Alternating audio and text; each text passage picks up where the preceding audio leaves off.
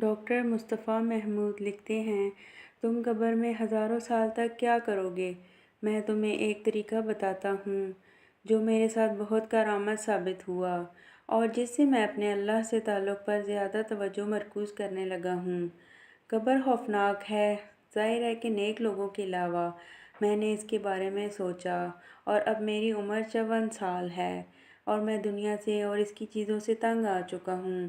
اچھا، تو جب میں قبر میں جا کر اکیلا رہوں گا سینکڑوں ہزاروں سال تک تو میں کیا کروں گا؟ کیا تم نے کبھی اس کا تصور کیا ہے؟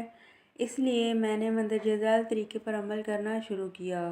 دیکھو، میں مر جاؤں گا اور میرے پاس ایک خالی بالکل تاریک قبر ہوگی اور اس قبر کو سامان کی ضرورت ہوگی، لہٰذا میں ہر استغفار کو تصور کرنے لگا جیسے میں اسے اپنی قبر کی طرف بھیج رہا ہوں تاکہ وہ وہاں میرا انتظار کرے اور میری تنہائی کا ساتھی بنے۔ اللہ کی قسم، میں مذاق نہیں کر رہا، میں نے اپنی قبر کو مکمل ڈیکوریٹ کر دینے کا عمل شروع کر دیا ہے۔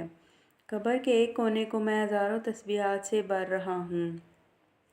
یہاں میرے سر کے قریب کم از کم 300 ختم قرآن ہوں گے جو میرے لیے آرام دہ بستر کا سبب بنیں گے۔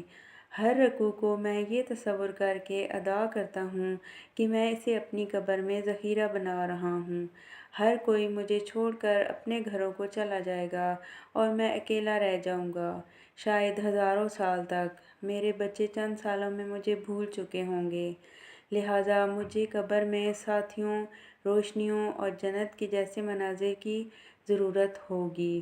میں تسبیحات، ذکر، قرآن، نماز اور صدقہ سب کو اپنے ساتھ تصور کرتا ہوں کہ وہ میرے دوست ہوں گے، میرے ساتھ وہاں ہنس رہے ہوں گے اور باتیں کر رہے ہوں گے۔ نبی کریم صلی اللہ علیہ وآلہ وسلم پر درود پڑھنا میں نے اپنے معمولات کا ایک اہم عمل بنا لیا ہے۔ یہ وہاں ہماری محفلوں میں بھی شامل ہوگا۔ ٹھنڈے پانی کی طرح، خوبصورت لباس کی طرح میں یہ چاہتا ہوں کہ میری قبر کی زندگی اس دنیا کی زندگی سے بھی زیادہ خوبصورت زندگی ہو، انشاءاللہ۔ کیا یہ بہتر نہیں ہے کہ میں وہاں جا کر غیبت، چغلی، حسد اور دیگر دنیاوی گناہوں کے نتیجے میں بدبودار کپڑوں، دیمک لگے فرنیچر اور سخت پتھریلے بستر کی بجائے اپنی قبر کو بہترین چیزوں سے آراستہ کروں؟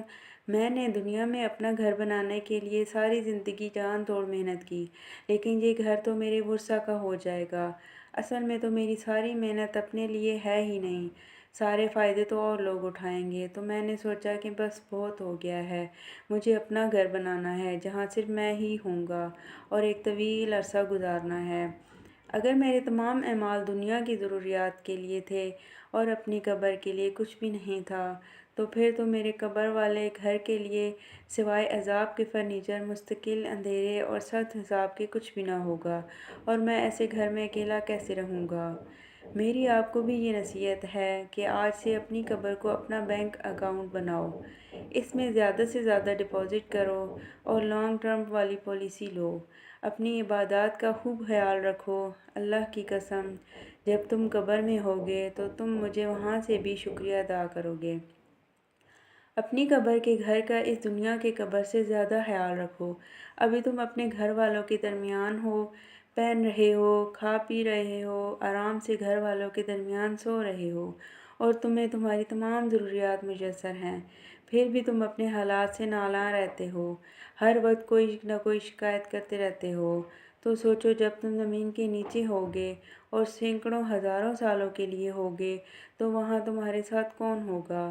تمہارے پسندیدہ سیاستدان، کھلاڑی، اداکار، تاجر؟ یہ تو تمہیں یہاں بھی نہیں جانتے اور نہ ہی انہیں تمہاری اتنی فکر ہے، تم ہی ان سب کے پیچھے بے وقوفوں کی طرح اپنا وقت ضائع کرتے ہو۔ تمہارے وہ بچے جن کی شادیوں پر تم لاکھوں روپے فضولیات پر خرچ کر دیتے ہو، یقین کرو یہ خرچ تمہارے لیے وبال بن چکا ہوگا، اور بچے مکر جائیں گے کہ ہمارے باپ نے اور ہماری ماں نے خود ہمارے لیے بھی اور اپنے لیے بھی مصیبت کھڑی کی۔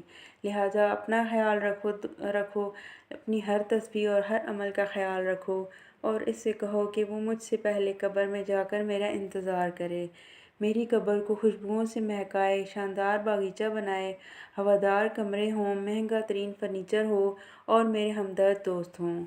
ہم وہاں ملیں گے اور میرا وہ گھر میرا بہترین ساتھی اور بہترین رہنے کی جگہ ہوگی۔ اللہم ہمیں حسن خاتمہ عطا فرما۔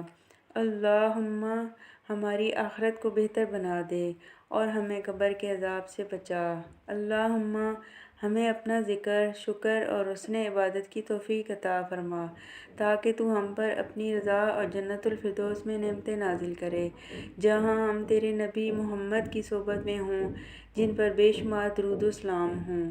تو پھر